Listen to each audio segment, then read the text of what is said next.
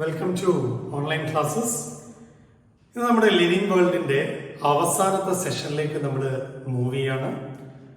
The first chapter living world and the last session. കഴിഞ്ഞ 8 സെഷനുകളിൽ പറഞ്ഞ കാര്യങ്ങൾ ഒന്നും കൂടി ഒന്ന് റീകളക്ട് ചെയ്യാം. And let's move to the 9th section. Section 9. 9ാമത്തെ സെക്ഷനിൽ ഏതാണ് ഹെഡിങ് എന്നൊന്ന് ചെക്ക് ചെയ്യാം.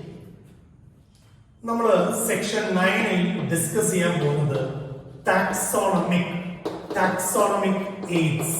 ഇതാണ് നമ്മൾ ഡിസ്കസ് ചെയ്യാൻ പോകുന്നത്. അപ്പൊ എന്താ ടാക്സോണമിക് എയ്ഡ്സ് എന്നാണ് അറിയേണ്ടത്. ഇത് സഹായിക്കുന്ന വസ്തുക്കൾ എന്നാണ് ഇതിന്റെ മീനിങ്. ടാക്സോണമിയെ സഹായിക്കുന്ന വസ്തുക്കൾ, സപ്പോർട്ട് ചെയ്യുന്ന വസ്തുക്കൾ. ടാക്സോണമി എന്ന് നമുക്ക് ഓർമ്മയുണ്ട്, ക്ലാസിഫിക്കേഷൻ. അപ്പൊ ടാക്സോണമിയെ സഹായിക്കുന്ന വസ്തുക്കൾ എന്ന് പറയുമ്പോൾ ഏതും ആവാം, എന്തെങ്കിലും ടെക്നിക്സ് ആവാം, അതല്ലെങ്കിൽ എന്തെങ്കിലും മെത്തേഡുകളാവാം, എല്ലാം ക്ലാസിഫിക്കേഷന് സഹായിക്കാൻ വേണ്ടിയിട്ടാണ്. അപ്പൊ നമ്മൾ ടാക്സോണമിക് എയ്ഡ്സിന് എന്താ ഡെഫിനിഷൻ കൊടുക്കുക? ഡെഫിനിഷൻ കൊടുക്കുന്നത് ഇങ്ങനെയാണ്: it may be A techniques, അതല്ലെങ്കിൽ പ്രൊസീജിയേഴ്സ് ആവാം, അതും അല്ലെങ്കിൽ സ്റ്റോർ ചെയ്ത് വെച്ചിരിക്കുന്ന എന്തെങ്കിലും ഇൻഫർമേഷൻസ് ആവാം, സ്റ്റോർഡ് ഇൻഫർമേഷൻസ്. എന്തിനു വേണ്ടിയിട്ട്? യൂസ്ഫുൾ ഫോർ ടാക്സോണമി അല്ലെങ്കിൽ ഐഡന്റിഫിക്കേഷൻ ആൻഡ് ക്ലാസിഫിക്കേഷൻ.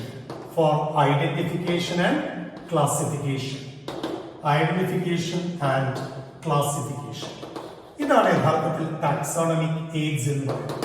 ടാക്സോണമിയെ സഹായിക്കുന്ന വസ്തുക്കൾ. അപ്പൊ നിങ്ങൾക്ക് അറിയുന്ന ഒരു കാര്യം, ഏതൊരു ടാക്സോണമിക് പഠനത്തിന്റെയും അടിസ്ഥാനം, primost thing of any taxonomic studies is collection ആണ്. എന്തിന്റെ കളക്ഷൻ? ചെടികളുടെയും ആനിമൽസിന്റെയും സ്പെസിമെൻ കളക്ഷൻ ആണ്. അപ്പൊ നിങ്ങൾ ആ വാക്ക് കേട്ടു, സ്പെസിമെൻ. അപ്പൊ പ്ലാന്റ്സിന്റെ സ്പെസിമെൻ, ആനിമൽസിന്റെ സ്പെസിമെൻ, ഇത് കിട്ടുമ്പോഴാണ് യഥാർത്ഥത്തിൽ ഈ ഐഡന്റിഫിക്കേഷനും ക്ലാസിഫിക്കേഷനും ടാക്സോണമി അതിന്റെ പൂർണ്ണതയിൽ എത്തുന്നത്.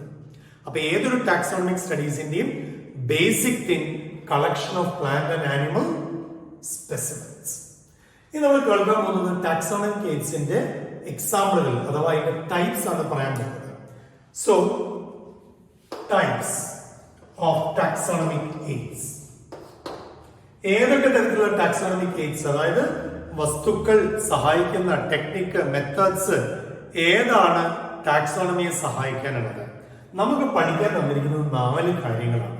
ഏതാണ് ആ 4 കാര്യങ്ങൾ? ഒന്നാമത്തത് 1, 2, 3, 4 കാര്യങ്ങൾ പഠിക്കാൻ തന്നിട്ടുണ്ട്. അതിൽ ഒന്നാമത്തത് ഹെർബേറിയം. എന്താണ് ഹെർബേറിയം എന്നുള്ളത് പലർക്കും ചിലപ്പോൾ ആദ്യമായിട്ട് കേൾക്കുന്നവരുണ്ടാവാം, അതല്ലെങ്കിൽ ഒരുപാട് കേട്ട് തഴക്കം വന്നവരുണ്ടാവാം. ഒന്നുമില്ല, പ്ലാന്റ് സ്പെസിമെൻസ് ഉണക്കി പേപ്പറിൽ ഒട്ടിച്ചു വെക്കാം, അത്രയേ ഉള്ളൂ. ഹെർബാറിയം ഷീറ്റ്സ് എന്നാണ് വിളിക്കുക. രണ്ടാമത്തത് നോക്കുക, രണ്ടാമത്തത് ബൊട്ടാണിക്കൽ ഗാർഡൻസ്. സസ്യ ഉദ്യാനങ്ങൾ, ബൊട്ടാണിക്കൽ ഗാർഡൻസ്.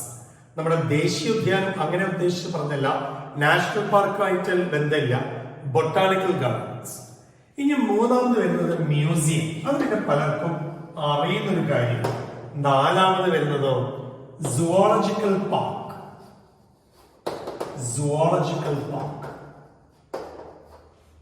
ഇത്രയാണ് നമ്മുടെ ടൈപ്സ് ഓഫ് ടാക്സോണമിക് എയ്ഡ്സ്. ഇതല്ലാതെ ഒരുപാട് ടൈപ്സ് നമുക്ക് ഡിസ്കസ് ചെയ്യാം, പക്ഷേ ഇതെല്ലാം ഇതിന്റെ സബ് ഡിവിഷനിലേക്ക് വരുന്നുള്ളൂ. അപ്പൊ നമ്മളിത് ഓരോന്നുമായിട്ട് ചെക്ക് ചെയ്യാൻ പോവാണ്. Let's start with herbarium. നമ്മൾ ഇനി ഓരോ ടാക്സോണമിക് എയ്ഡുകളെ കുറിച്ച് ഡീറ്റെയിൽ ആയിട്ടൊന്ന് ശ്രദ്ധിക്കാം. നമ്മൾ ഏറ്റവും ആദ്യത്തെ ടാക്സോണമിക് എയ്ഡ് എടുക്കുകയാണ് ഹെർബേറിയം. ഹെർബേറിയം എന്താന്നുള്ളത് ടീച്ചർ നേരത്തെ പറഞ്ഞു. ഇതൊരു ചെടി ഉണക്കി പ്രസ് ചെയ്ത് ഷീറ്റിൽ ഒട്ടിക്കുന്ന സംഗതിയാണ്. അപ്പൊ ഹെർബേറിയത്തെ നമ്മൾ ഇങ്ങനെ എഴുതാം, കേൾക്കാം, പഠിക്കാം. ഹെർബേറിയത്തിന് നമ്മൾ ഇങ്ങനെയൊരു ഡെഫിനിഷൻ വേണമെങ്കിൽ കൊടുക്കാം. ഹെർബേറിയം എന്ന് പറയുന്നത് സ്റ്റോർഡ് ആയിട്ടുള്ള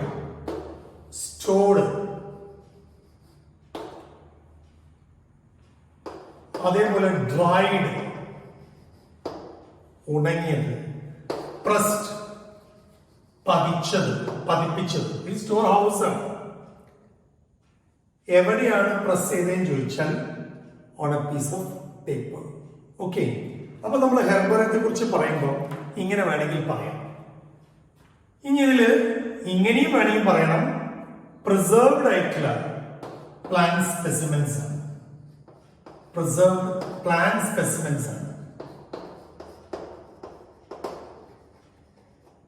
മൗണ്ടഡ് ഓൺ എ പേപ്പർ. ഇതാണ് യഥാർത്ഥത്തിൽ ഹെർബേറിയം എന്ന് പറയുന്നത്. ഇപ്പൊ ഹെർബേറിയത്തിന്റെ ഡയഗ്രം നമ്മളിപ്പോ കാണും.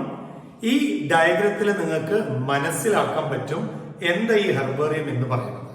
അപ്പൊ നമ്മൾ സാധാരണ പ്രൊജക്റ്റ് ഒക്കെ ആയിട്ട് നിങ്ങൾ സ്കൂളുകളിലൊക്കെ ചെയ്യുന്നുണ്ടാവും ഈ ഹെർബേറിയം മെത്തേഡ്. ഹെർബേറിയത്തില് ആ ഷീറ്റിന്റെ മുകളിലായിട്ട്, അതായത് വലിയ ഷീറ്റ് നമ്മൾ എടുക്കുന്നത്, നമ്മൾ സാധാരണ ചെയ്യുന്ന ചാർട്ട് പേപ്പറിൽ 4 മുറിച്ച് ആ ഓരോ മുറിച്ച 4 പീസിൽ ഒരു വലിയ ചാർട്ട് പേപ്പറിൽ 4 ഭാഗമായിട്ട് കട്ട് ചെയ്തെടുത്ത് അതിൽ ഒരു ഷീറ്റിന് മുകളിൽ നമുക്ക് ആവശ്യമായിട്ടുള്ള ചെടി ജലാംശം ഒഴിവാക്കിക്കൊണ്ട് നമ്മൾ എന്ത് ചെയ്യാണ്, പേപ്പറിന് മുകളിൽ ഒട്ടിക്കുകയാണ്. അപ്പൊ ഈ ഒരു ഹെർബേറിയം യഥാർത്ഥത്തിൽ എന്താ ഇതിന്റെ ഗുണം എന്ന് ചോദിച്ചാൽ, ഭാവിയിൽ എപ്പോ വേണമെങ്കിലും ഏത് സമയത്ത് വേണമെങ്കിലും നമുക്കിത് എടുത്ത് ലിവിങ് കണ്ടീഷനിൽ ഐഡന്റിഫൈ ചെയ്യാൻ പറ്റും. ഓക്കെ, അപ്പൊ ഒരിക്കലും നശിക്കാതെ ഇത് റീറ്റെയിൻ ചെയ്യാം. പക്ഷെ അങ്ങനെ മെയിൻറ്റെയിൻ ചെയ്ത് കൊണ്ടു നടക്കേണ്ട ഒരാവശ്യമുണ്ട്. മാത്രമല്ല ഇത് എപ്പോഴും അറേഞ്ച് ചെയ്തിരിക്കുന്നത് ഒരു ആക്സെപ്റ്റഡ് ക്ലാസിഫിക്കേഷനെ ബേസ് ചെയ്തിട്ടായിരിക്കും അറേഞ്ച് ചെയ്തിട്ടുണ്ടാവുക. അറേഞ്ച് എപ്പോഴും ഈ ഹെർബേറിയം ഷീറ്റ് അടുക്കി വെക്കുന്നത് arrange based on an accepted, universally accepted classification base ചെയ്തിരിക്കും. യൂണിവേഴ്സലി ആക്സെപ്റ്റഡ് ക്ലാസിഫിക്കേഷനെ ബേസ് ചെയ്തിട്ടായിരിക്കും. ഇങ്ങനെയാണ് ഈ ഹെർബേറിയം അറേഞ്ച് ചെയ്തിരിക്കുന്നത്. അപ്പൊ നമ്മൾ വലിയൊരു ഷീറ്റ് ഓഫ് പേപ്പർ ഇപ്പൊ കാണും, അതിൽ അറേഞ്ച് ചെയ്തിരിക്കുന്ന പെക്യുലാരിറ്റീസ് കാണും, ചെടി അതിൽ ഒട്ടിച്ചിരിക്കുന്ന എങ്ങനെയാന്ന് കാണും. ഇനി ഏതൊരു ഹെർബേറിയം ഷീറ്റിലും ആ ഒരു പേപ്പർ ഞാനിപ്പോ ഡയഗ്രമാറ്റിക് ആയിട്ട് കാണിക്കുകയാണെങ്കിൽ ഇങ്ങനെ ഒരു വലിയ ഷീറ്റാണ് ഹെർബേറിയം എങ്കിൽ ആ ഹെർബേറിയത്തിന്റെ ബോട്ടം റൈറ്റില് ഈ ചെടിയുടെ ഡീറ്റെയിൽസ് നമ്മൾ എഴുതി വെക്കും. എന്തൊക്കെ കാര്യങ്ങൾ എഴുതി വെക്കുക എന്ന് ചോദിച്ചാൽ, ഏത് ദിവസമാണ് ഈ ചെടി കളക്ട് ചെയ്തതെന്നുള്ളത് എഴുതണം. 2, ആരാണ് ഇത് കളക്ട് ചെയ്തത്. 3, ഏത് ലൊക്കാലിറ്റിയിൽ നിന്നാണ് കളക്ട് ചെയ്തത്. 4, ഇതിന്റെ വെർണാക്കുലർ നെയിമും സയന്റിഫിക് നെയിമും അറിയണം. വെർണാക്കുലർ നെയിം അറിയാലോ, വെർണാക്കുലർ നെയിം എന്ന് പറഞ്ഞാൽ കോമൺ നെയിം. അപ്പൊ വെർണാക്കുലർ നെയിമും സയന്റിഫിക് നെയിമും അറിയണം, അതവിടെ എഴുതണം. അടുത്തത് കളക്ടേഴ്സിന്റെ നെയിം അറിയണം, ആരാണ് ഇത് കളക്ട് ചെയ്തത്. ഓക്കെ, പിന്നെ ആ ചെടിയുടെ കുറച്ച് പെക്യുലാരിറ്റീസും കൂടെ നമ്മൾ എഴുതി വെക്കും. അപ്പൊ ഇത്രയും ഡീറ്റെയിൽസ് ഒരു ഹെർബേറിയം ഷീറ്റിൽ നിർബന്ധമായിട്ടും ഉണ്ടാവണം. അപ്പൊ ഇത് എങ്ങനെയാ ചെയ്യുക? നമ്മൾ സാധാരണ ചെയ്യുന്നത് എന്താണെന്ന് ചോദിച്ചാൽ, പേപ്പർ എടുക്കുന്നതിന് മുമ്പ് നമ്മൾ ഇതിൻ്റെ അകത്തുള്ള നേരത്തെ പറഞ്ഞ പോലെ ചെടി നമ്മൾ കട്ട് ചെയ്തെടുത്തു. ഫ്ലവേഴ്സ് ആണെങ്കിൽ അങ്ങനെ, അതേപോലെ സീഡ്സ് ആണെങ്കിൽ അങ്ങനെ. വലിയ മരങ്ങളോ അല്ലെങ്കിൽ അങ്ങനത്തെ ചെടികളൊന്നും പോയിട്ട് ഇതിൽ പ്രസ് ചെയ്ത് സൂക്ഷിച്ചു വെക്കാൻ പറ്റില്ല. വളരെ ചെറിയ ഹെർബേഷ്യസ് ടൈപ്പ് ഷ്രബ് ആണെങ്കിൽ ഷ്രബിന്റെ ഏതെങ്കിലും ഒരു ഭാഗം, മരമാണെങ്കിൽ മരത്തിന്റെ അറ്റത്തുള്ള ട്വിഗ് ആണ് കളക്ട് ചെയ്യുക. മരത്തിനെ മൊത്തമായി നമുക്ക് പേസ്റ്റ് ചെയ്യാൻ പറ്റില്ലല്ലോ, അപ്പൊ ട്വിഗ് ആണ് കട്ട് ചെയ്ത് വെക്കുക. ഇങ്ങനെ കട്ട് ചെയ്ത് വെക്കുന്നതിന് മുമ്പ് ഇലകളിലൊക്കെ ജലാംശം ഒഴിവാക്കാൻ വേണ്ടിയിട്ട് നമ്മൾ പല മെത്തേഡുകൾ ഫോളോ ചെയ്യാറുണ്ട്. പരമ്പരാഗത മെത്തേഡ് നമ്മൾ ന്യൂസ് പേപ്പറിന്റെയോ പേപ്പറിന്റെ ഉള്ളിൽ ഇടയ്ക്ക് വെച്ച് ജലാംശങ്ങൾ മുഴുവൻ മാറ്റിയ ശേഷം അത് ഉണങ്ങിക്കഴിഞ്ഞാൽ നമ്മൾ സാധാരണ എന്തെങ്കിലും ഒരു പശ വെച്ച് ഇതിൽ ഒട്ടിക്കുകയാണ് പതിവ്. പിന്നീട് ഇത് കേടാവാതിരിക്കാൻ നമ്മൾ ഇൻസെക്ടിസൈഡ്സോ അതിനനുസരിച്ചുള്ള കെമിക്കൽസോ ഉപയോഗിക്കാറുണ്ട്. എന്നാൽ മാത്രമേ അത് നശിച്ചു പോകാതെ സൂക്ഷിക്കാൻ പറ്റുള്ളൂ. ലിനേസിന്റെ കാലഘട്ടത്തിൽ 1758 മുതലുള്ള കാലഘട്ടത്തിൽ വരെയുള്ള ഹെർബേറിയങ്ങൾ ഇപ്പോഴും കാണാം. ഹെർബേറിയങ്ങളിൽ ഏറ്റവും കൂടുതൽ ഹെർബേറിയത്തിന്റെ കളക്ഷൻ ഉള്ളത് ഇന്ത്യയിലല്ല, ഇംഗ്ലണ്ടിലാണ്. ഇനി ഈ ഒരു മെത്തേഡ് ആദ്യമായിട്ട് കൊണ്ടുവന്നത് ഒരു ഇറ്റാലിയൻ സയന്റിസ്റ്റ് ആണ്. അപ്പൊ ആ ഹെർബേറിയം ആദ്യമായിട്ട് കൊണ്ടുവന്ന വ്യക്തിയുടെ പേരാണ് ലൂക്ക ഗിനി, ഒരു ലാറ്റിൻ ഇറ്റാലിയൻ സയന്റിസ്റ്റ് ആണ്. നൂറ്റാണ്ടുകൾക്ക് മുമ്പ് ഇദ്ദേഹമാണ് ഒരു ബൊട്ടാണിക്കൽ ഗാർഡൻ തന്നെ ആദ്യമായിട്ട് ഉണ്ടാക്കിയെടുത്തത്. ഇതേ ലൂക്ക ഗിനി തന്നെയാണ് ചെടിയുടെ പ്രസക്തി നഷ്ടപ്പെടാതിരിക്കാൻ എക്സ്റ്റിങ്ഷന്റെ വക്കിലെത്തിയ മീൻസ് നശിച്ചു പോകുന്ന, വംശനാശം സംഭവിച്ചുകൊണ്ടിരിക്കുന്ന ചെടികളെയൊക്കെ സൂക്ഷിച്ച് വെക്കാനുള്ള രീതി ആദ്യമായി തുടങ്ങി വെച്ചത് ലൂക്ക ഗിനിയാണ്. ഇപ്പൊ നിലവിൽ ലോകത്തിൽ ഏറ്റവും കൂടുതൽ ഹെർബേറിയം ഉള്ള സ്ഥലം എവിടെയാ?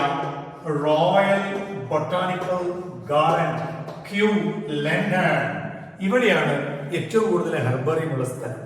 ഈ റോയൽ ബൊട്ടാണിക്കൽ ഗാർഡൻ ക്യൂവില് ഏകദേശം 7 മുതൽ 9 ദശലക്ഷം 9 മില്യൺ ഹെർബേറിയം ഷീറ്റുകൾ അവരവിടെ സ്റ്റോർ ചെയ്ത് സൂക്ഷിച്ചിട്ടുണ്ട്.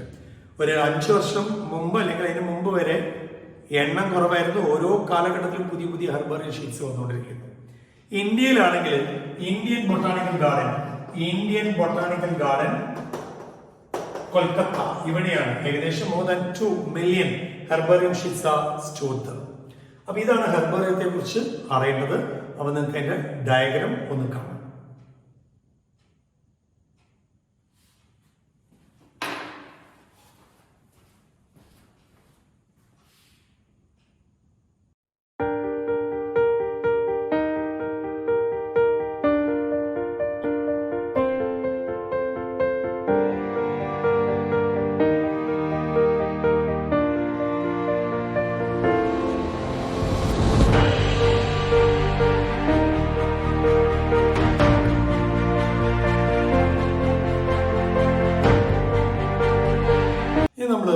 രണ്ടാമത്തെ നോക്കുക, ബൊട്ടാണിക്കൽ ഗാർഡൻസ്. ബൊട്ടാണിക്കൽ ഗാർഡൻ എന്ന് പറയുമ്പോൾ ഒരു ഉദ്യാനമാണ്. ഇതിൽ കാര്യമായി നിങ്ങൾ ചിന്തിക്കാനൊന്നുമില്ല. ബൊട്ടാണിക്കൽ ഗാർഡൻ ഇതില് നമുക്ക് വരുന്നത് ഇത്രയേ ഉള്ളൂ. എന്താണ് ഇതിന്റെ പ്രത്യേകത എന്ന് പറഞ്ഞിരുന്നാൽ മതി. ഇപ്പൊ ബൊട്ടാണിക്കൽ ഗാർഡന്റെ പ്രത്യേകത എന്താന്ന് ചോദിച്ചാൽ നമ്മൾ പറയും പ്ലാന്റ്സിനെ ആനിമൽസ് ഇല്ല, പ്ലാന്റ്സ് ഉള്ളി. പ്ലാന്റ്സിനെ അതിന്റെ ലിവിങ് കണ്ടീഷനിൽ നമ്മൾ പ്രിസർവ് ചെയ്യണം. Plants preserve in its natural condition. ഇത് എന്തിനു വേണ്ടിയിട്ടാണ് ചോദിച്ചാൽ ബേസിക്കലി ഐഡന്റിഫിക്കേഷന് വേണ്ടിയിട്ടാണ്. Identification as well as classification. Mainly identification. ഇപ്പൊ നിങ്ങൾ അറിയുന്ന ഒരു ബൊട്ടാണിക്കൽ ഗാർഡൻ എന്ന് പറയുന്നത് നിങ്ങൾ ടൂറിന് ഊട്ടി ബൊട്ടാണിക്കൽ ഗാർഡനിൽ ചിലപ്പോൾ പോയിട്ടുണ്ടാവും, ഊട്ടിയിൽ. അപ്പൊ അതിന്റെ ഉള്ളിലേക്ക് കയറി ചെന്ന് കഴിഞ്ഞാൽ തന്നെ നിങ്ങൾക്ക് ഒരു പ്രത്യേകത ഫീൽ ചെയ്യും. ലോകത്ത് പല സ്ഥലത്തുമുള്ള കാണുന്ന വ്യത്യസ്തങ്ങളായ ചെടികൾ, അതിൽ എൻഡേഞ്ചേർഡ് ഉണ്ടാവാം, എക്സ്റ്റിങ്ഷന്റെ വക്കിൽ, എൻഡേഞ്ചേർഡ് മീൻസ് എക്സ്റ്റിങ്ഷന്റെ വക്കിലുള്ള ചെടികളാവാം. ഇതൊക്കെ അവിടെ കൊണ്ടുവന്ന് അവര് പ്രൊട്ടക്ട് ചെയ്ത് പ്രിസർവ് ചെയ്യും. അപ്പൊ ഇതാണ് യഥാർത്ഥത്തിൽ botanical garden, main for identification, preservation.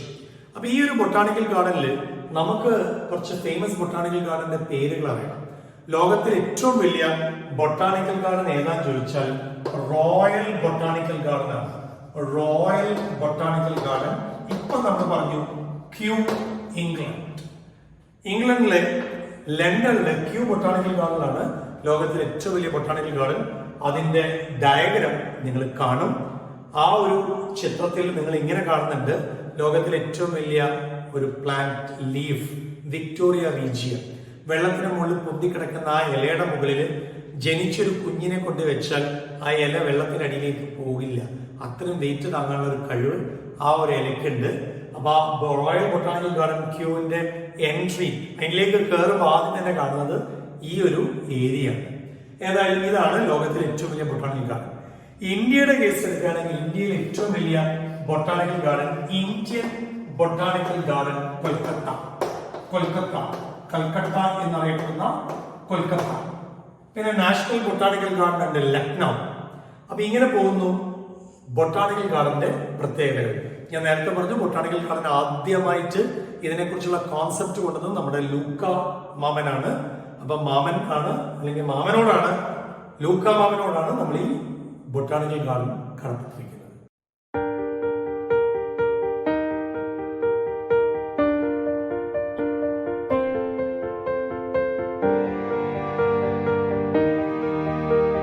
നമ്മുടെ അവസാനത്തെ 2 ടാക്സോണമിക് എയ്ഡ്സും കൂടെ പറഞ്ഞ് ടാക്സോണമിക് എയ്ഡ്സ് നമ്മൾ ക്ലോസ് ചെയ്യാണ്.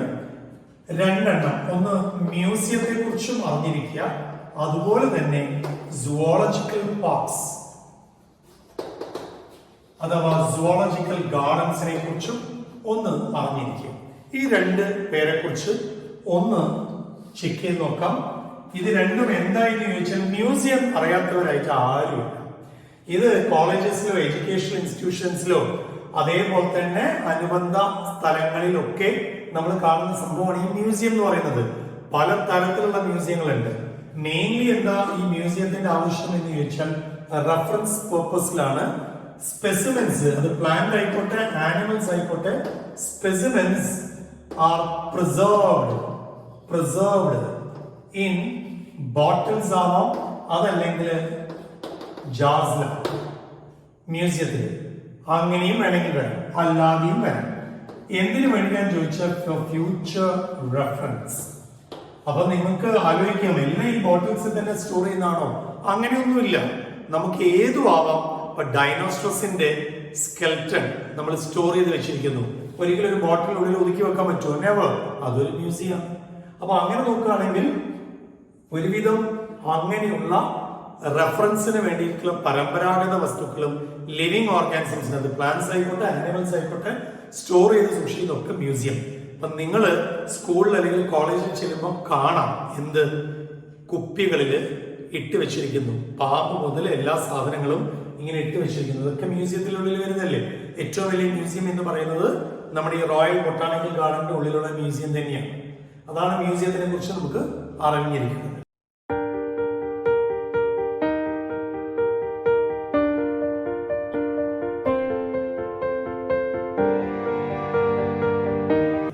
സുവോളജിക്കൽ പാർക്സ് എന്ന് പറയുന്നത് തന്നെയാണ് ഈ സൂ, സുവോളജിക്കൽ ഗാർഡൻസ്, ഇതെല്ലാം ഒന്ന് തന്നെയാണ്, കാഴ്ചബംഗ്ലാവ്. അപ്പൊ ഇതില് പ്രത്യേകത ഇത്രയേ ഉള്ളൂ, wild animals are protected. Wild animals are protected. അത് എങ്ങനെ പ്രൊട്ടക്റ്റഡ് ആണെന്ന് ചോദിച്ചാൽ ഒരു കേജിന്റെ ഉള്ളിലല്ല എന്ന് മാത്രമേ ഉള്ളൂ. അപ്പൊ നിങ്ങളിപ്പം ചെല്ലുന്ന സമയത്ത് ഒരു കാഴ്ച ബംഗ്ലാവിൽ ചെന്ന് കഴിഞ്ഞാൽ കൂട്ടിന്റെ ഉള്ളിലല്ല ശരിക്കും ഇവർ വരിക. ഇവർക്ക് അത്യാവശ്യം ഒരു നാച്ചുറൽ ഹാബിറ്റാറ്റ് ഒരുക്കി കൊടുത്തിട്ടുണ്ടാവും. അപ്പൊ wild animals are protected in a natural habitat. കാട്ടിന്റെ ഉള്ളിലല്ല എന്ന് മാത്രം.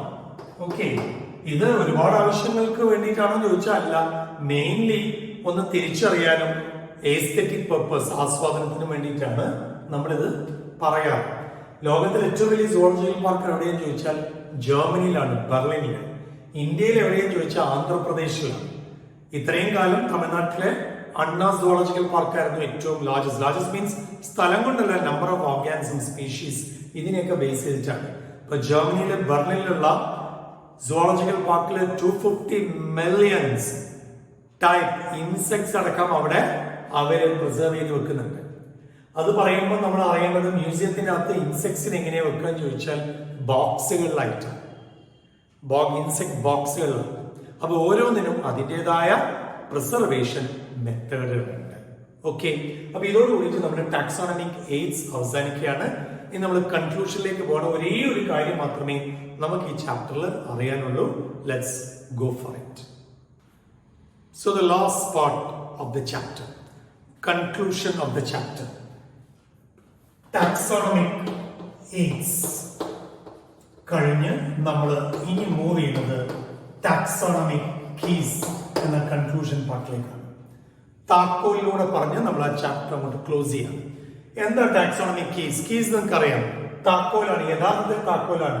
ടാക്സോണമിയെ തുറക്കാനുള്ള താക്കോൽ, ഐഡന്റിഫൈ ചെയ്യാനുള്ള താക്കോൽ. അപ്പൊ എങ്ങനെ ഇത് ഡിഫൈൻ ചെയ്യാം? ഡിഫൈൻ ചെയ്യുന്നത് വളരെ സിമ്പിൾ ആണ്. ഐഡന്റിഫിക്കേഷൻ. എന്തിനു വേണ്ടിയിട്ട് അല്ലെങ്കിൽ എങ്ങനെ? എന്തിനു വേണ്ടി ചോദിച്ചാൽ ഐഡന്റിഫിക്കേഷൻ ക്ലാസിഫിക്കേഷൻ ആണ്. ഇത് എങ്ങനെയാണ് നടക്കുന്നത് എന്ന് ചോദിച്ചാൽ identification of organisms. Identification of organisms എങ്ങനെ? based on similarities and dissimilarities. Similarities and dissimilarities. ഇതാണ് ടാക്സോണമിക് കീസ് എന്ന് പറയപ്പെടുന്നത്. Taxonomic keys. അപ്പൊ സാമ്യങ്ങളെയും വ്യത്യസ്തമായിട്ടുള്ള കാര്യങ്ങളെയും ബേസ് ചെയ്തിട്ടുള്ള ഒരു ക്ലാസിഫിക്കേഷൻ മെത്തേഡ്, അതിലൂടെയാണ് തിരിച്ചറിയുന്നത്. എന്നിട്ടും കിട്ടിയില്ലെങ്കിൽ ഞാൻ അതിന്റെ ഒരു എക്സാമ്പിൾ പറയാം. നമ്മള് ടാക്സോണമിക് ഹൈറാർക്കി പറഞ്ഞില്ലേ, kingdom, phylum, class, order, family, genus and species. അപ്പൊ ഈ ഒരു ഇതിലേക്ക് എത്താൻ വേണ്ടിയിട്ട്, നമ്മളിലേക്ക് എത്താൻ വേണ്ടിയിട്ട് നമ്മൾ ഉപയോഗിച്ചത് ഹോമോസാപ്പിയൻസ് ആയിരുന്നു. ഹോമോസാപ്പിയൻസിന് എടുക്കാം. ഇപ്പൊ ആനിമൽസിൽ തന്നെ ഇപ്പൊ കിങ്ഡം അനിമേലിയ എടുത്തു.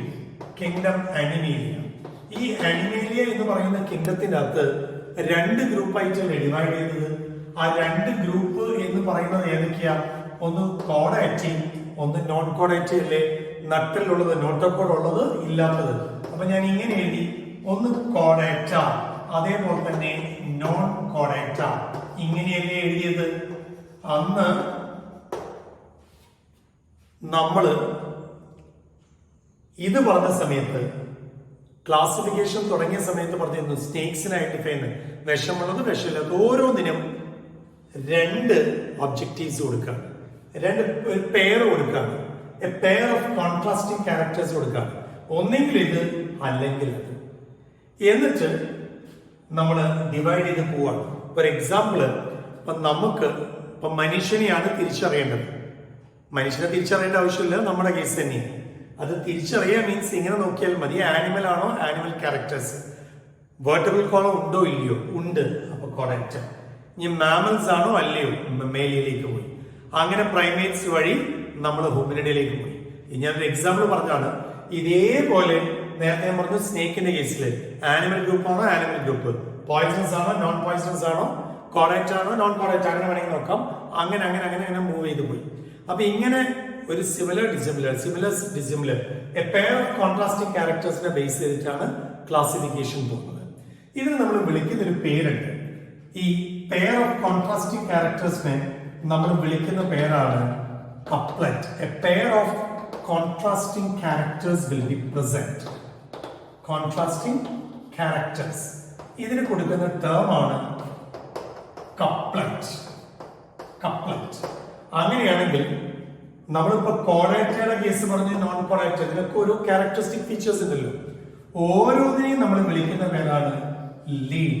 അപ്പൊ എന്താ ഒരു ലീഡ് എന്ന് ചോദിച്ചാൽ, ലീഡ് എന്ന് പറയുന്നത് statement, each statement in a taxonomic key, each statement in a taxonomic key is known as a lead. അപ്പൊ നിങ്ങൾക്ക് അത് സഡൻലി കിട്ടി എന്ന് വിചാരിക്കുന്നു. അതായത് ഒരു ഓർഗാനിസത്തിനെ നമ്മൾ ക്ലാസിഫൈ ചെയ്യുമ്പോൾ 2 ഓപ്ഷൻസ് കൊടുത്തു. നിങ്ങളുടെ മെഡിക്കൽ എൻട്രൻസിൽ അല്ലെങ്കിൽ എഞ്ചിനീയറിംഗ് എൻട്രൻസിൽ 4 ഓപ്ഷൻസ് കൊടുക്കുന്ന പോലെ ഇവിടെ 2 ഓപ്ഷൻസ് കൊടുത്തു. ഒന്നെങ്കിൽ അത്, അല്ലെങ്കിൽ ഇത്, A pair of contrasting characters. അതിന് നമ്മൾ എന്ത് കൊടുത്തു? കപ്ലറ്റ്. ഇനി അതിൽ തന്നെ അടുത്ത ക്യാരക്ടറിലേക്ക് മൂവ് ചെയ്യാം. അപ്പൊ അതിലുള്ള ഓരോരോ ക്യാരക്ടർ, ഓരോ സ്റ്റേറ്റ്മെന്റിനെയും നമ്മൾ ലീഡ് കൊടുത്തു. And leads to identification. അതാണ് ടാക്സോണമിക് കീസ്. അപ്പൊ keys are generally analytic in nature. Keys are generally analytical. Analytical nature എന്ന് പറഞ്ഞാൽ logical reasoning, യുക്തിപരമായി ആലോചിച്ച് വേണം ഐഡന്റിഫൈ ചെയ്യാൻ. If you want to become a doctor, you have to use your brain. Logical reasoning. വെറുതെ കുറെ by heart ചെയ്ത് അല്ലെങ്കിൽ കുറെ ക്വസ്റ്റ്യൻസ് ചെയ്തിട്ട് നമ്മൾ മെഡിസിൻ എടുക്കാന്ന് പറഞ്ഞാൽ ഇറ്റ്സ് നോട്ട് പോസിബിൾ. ഹാർഡ് വർക്കിനേക്കാളും കൂടുതൽ സ്മാർട്ട് വർക്കിനാണ് ഇമ്പോർട്ടൻസ്. ടാക്സോണമിക് കീസ് പോലെ തന്നെ ലോജിക്കൽ റീസണിങ് എന്ന് വെച്ചാൽ അനാലിറ്റിക്കൽ ആയിരിക്കണം. ഓക്കെ, അപ്പൊ അങ്ങനെ ആലോചിച്ച് കഴിഞ്ഞ് മുന്നോട്ട് പോയാലാണ് ഒരു ഓർഗാനിസത്തിനെ ഐഡന്റിഫൈ ചെയ്ത് ക്ലാസിഫൈ ചെയ്ത് നോമൻക്ലേച്ചർ കൊടുക്കാൻ പറ്റുന്നത്. Is it right? So that forms the taxonomic key and the whole chapter we have finished. Taxonomic keys ഓട് കൂടിയിട്ട് നമ്മൾ ലിവിംഗ് വേൾഡ് എന്ന ഫസ്റ്റ് ചാപ്റ്റർ ക്ലോസ് ചെയ്യാണ്. ഈ ഒരു ചാപ്റ്ററിന്റെ ഒരു പ്രത്യേകത എന്താണെന്ന് ചോദിച്ചാൽ വളരെ സിമ്പിൾ ആയിട്ടുള്ള ചാപ്റ്റർ ആണ്. പിന്നെ തുടക്കത്തിലെ കുറച്ച് കാര്യങ്ങൾ ഐഡന്റിഫിക്കേഷനും ക്ലാസിഫിക്കേഷനും ടേംസ് ഒന്നും വലിയ ബുദ്ധിമുട്ടൊന്നുമില്ല. പക്ഷെ ഇതിന്റെയൊക്കെ ഡെഫിനിഷൻസ് അറിഞ്ഞിരിക്കണം, സെന്റൻസുകൾ നന്നായിട്ട് അറിഞ്ഞിരിക്കണം. അത്ര വലിയ ബുദ്ധിമുട്ടൊന്നും ഇല്ലാത്തൊരു ചാപ്റ്ററാണ്. ഏകദേശം നമുക്ക് ഈ ചാപ്റ്ററിനെ കുറിച്ച് ഐഡിയ ഒക്കെ ഉണ്ടെന്ന് വിചാരിക്കുന്നു. ഇനി എന്തെങ്കിലും ചാപ്റ്ററുമായി ബന്ധപ്പെട്ട ചോദിക്കാനുണ്ടെങ്കിൽ നമ്മുടെ ലൈവ് ഇന്ററാക്ഷൻ ക്ലാസ്സിൽ നിങ്ങൾക്ക് ചോദിക്കാം. Okay, so thank you.